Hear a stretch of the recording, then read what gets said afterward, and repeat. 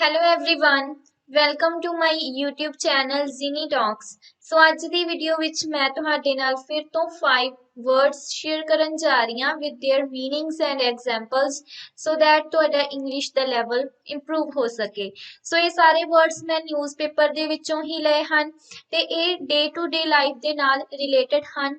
So start ਕਰਦੇ ਹਾਂ। ਹਾਂਜੀ ਅੱਜ ਦਾ first word ਹੈ wrath। wrath ਦਾ ਮਤਲਬ ਹੁੰਦਾ ਹੈ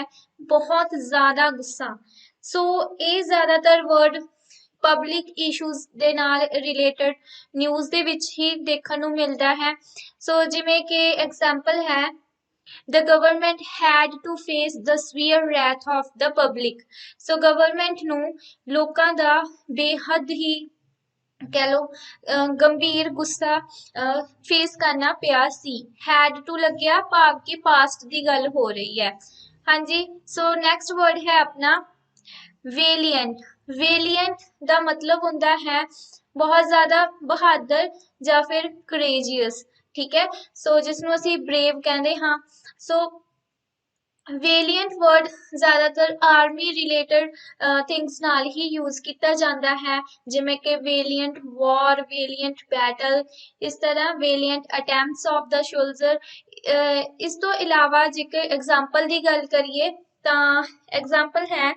she made a valiant attempt to fix the problem कि उसने एक valiant attempt किया valiant कोशिश की प्रॉब्लम नु फिक्स करन दे लई okay so instead of saying solve a problem you can say to fix a problem हाँ जी थर्ड वन है अपना pernicious pernicious ਦਾ ਮਤਲਬ ਹੁੰਦਾ ਹੈ ਹਾਨੀਕਾਰਕ ਸੋ ਜਿਸ ਚੀਜ਼ ਦੇ ਵੀ ਬੜੇ ਹੀ ਬੈਡ ਇਫੈਕਟਸ ਹੋਣ that thing is pernicious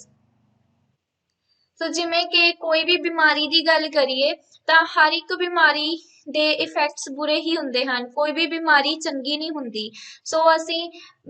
ਬਿਮਾਰੀ ਦੇ ਅੱਗੇ ਇਹ ਵਾਲਾ ਐਡਜੈਕਟਿਵ ਯੂਜ਼ ਕਰ ਸਕਦੇ ਹਾਂ pernicious ਸੋ ਜਿਵੇਂ ਕਿ ਐਗਜ਼ਾਮਪਲ ਹੈ she is struggling with the pernicious cancer disease ਕਿ ਉਹ ਬਹੁਤ ਹੀ ਹਾਨੀਕਾਰਕ ਕੈਂਸਰ ਬਿਮਾਰੀ ਦੇ ਨਾਲ ਸਟਰਗਲ ਕਰ ਰਹੀ ਹੈ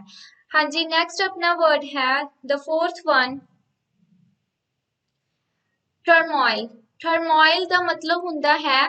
a state of great confusion ਬਹੁਤ ਹੀ ਜ਼ਿਆਦਾ ਕਨਫਿਊਜ਼ਨ ਦੀ ਸਥਿਤੀ ਜਿਸ ਨੂੰ ਅਸੀਂ ਮੈਸ ਕਹਿੰਦੇ ਹਾਂ chaos ਕਹਿੰਦੇ ਹਾਂ ਸੋ ਇਹ ਜ਼ਿਆਦਾਤਰ ਵਰਡ ਯੂਜ਼ ਹੁੰਦਾ ਹੈ ਵੱਡੇ ਲੈਵਲ ਤੇ ਜਦੋਂ ਕੋਈ confusion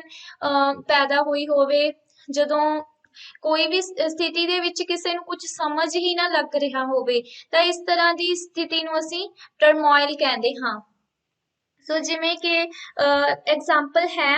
our country is in the state of political turmoil कि साडी country ਹੁਣ ਇੱਕ ਪੋਲੀਟੀਕਲ ਰਾਜਨੀਤਿਕ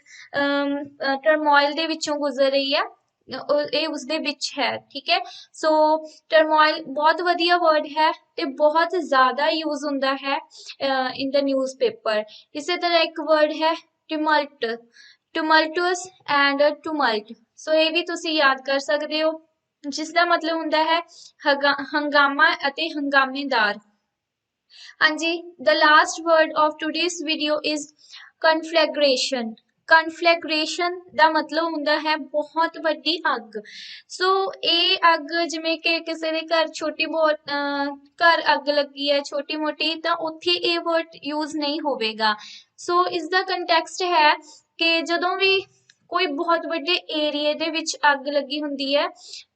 ਤੇ ਉੱਥੇ ਬਹੁਤ ਸਾਰੀਆਂ ਬਿਲਡਿੰਗਸ ਜਾਂ ਫਿਰ ਉਸ ਏਰੀਆ ਦੇ ਅੰਡਰ ਸਾਰਾ ਕੁਝ ਜਲ ਰਿਹਾ ਹੁੰਦਾ ਤਾਂ ਉਸ ਤਰ੍ਹਾਂ ਦੀ ਅੱਗ ਨੂੰ ਅਸੀਂ ਕਨਫਲੈਗ੍ਰੇਸ਼ਨ ਕਹਾਂਗੇ ਸੋ ਜੀ ਐਗਜ਼ਾਮਪਲ ਹੈ the conflagration demolished the buildings parks and bridges ਸੋ ਕਨਫਲੈਗ੍ਰੇਸ਼ਨ ਭਾਵ ਕਿ ਵੱਡੀ ਅੱਗ ਨੇ डिमोलिश मैं अपने पिछली वीडियो विच दस्सिया सी